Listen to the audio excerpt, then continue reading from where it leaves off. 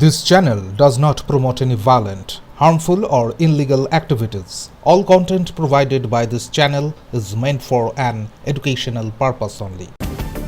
ত্রিপুরার ঊনকোটি জেলার কৈলাসহর জেলার গ্রামে চাঞ্চল্যকর এক ঘটনায় মামি সরস্বতী রবি দাস তার দূর সম্পর্কের ভাগ্নে সঞ্জয় রবি দাসকে নিয়ে পালিয়ে গিয়ে বিয়ে করেছেন। 5 বছর আগে শঙ্কর রবি দাসের সঙ্গে বিবাহ বন্ধনে আবদ্ধ হন সরস্বতী। তাদের একটি কন্যা সন্তানও রয়েছে, কিন্তু শঙ্করবাবুর ভাগ্নে সঞ্জয়ের সঙ্গে প্রেমের সম্পর্কে জড়িয়ে পড়েন সরস্বতী। সম্প্রতি বাপের বাড়ি যাওয়ার অজুহাতে মেয়েকে নিয়ে পালিয়ে যান তিনি এবং পরে জানা যায় সঞ্জয়ের সঙ্গে বিয়ে করেছেন।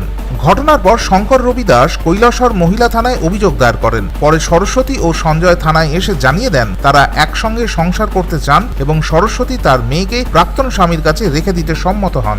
ঘটনায় এলাকা জুড়ে চাঞ্চল্য ছড়িয়েছে। স্বামীর উপস্থিতিতে স্ত্রী ভাগ্নেকে স্বামী হিসাবে স্বীকৃতি দেওয়ায় ভেঙে পড়েন শঙ্কর ও তাদের কন্যা। আমার শ্বশুর বাড়িতে যখন আমি পাঠাইছি, আমি আগরতলা থাকা সত্ত্বে আমি পাঠাইছি, তাইলে যে তুমি যাও আমার বাড়িতে একটু বেড়াই আইবা, প্লাস তোমার মায়ের বাড়িতেও গিয়ে বেড়াই আইবা। এই সময় ছেলেটা 2 বার গেছে। আমার শ্বশুর বাড়ির লোক কিন্তু একবারও আমার ফোন করে কইছে না যে ও তুমি জামাই তুমি কই আসো, অন্য ছেলে লয়ে আইতে আছে, তুমি তো একবারও আইতে আসো। মানে তোমার অভিযোগটা হচ্ছে তোমার শ্বশুর বাড়ি সম্পূর্ণ জানে ওই ছেলেটার সাথে যে জানে না তোমার স্ত্রীর সম্পর্ক আছে। আনাইলে তারা জায়গা দেয় কেমনে? তারা গেছে লোক আমার ফোন করে কইছে না, আর 2 বার আইয়া থাকা গেছে, তারা আমার কইছে না কেরে। কোনে তো দরকার আসলো না যে জামাই তুমি কই আসো, এই ছেলেটা তুমি বারবার লয়ে আইতে আছে।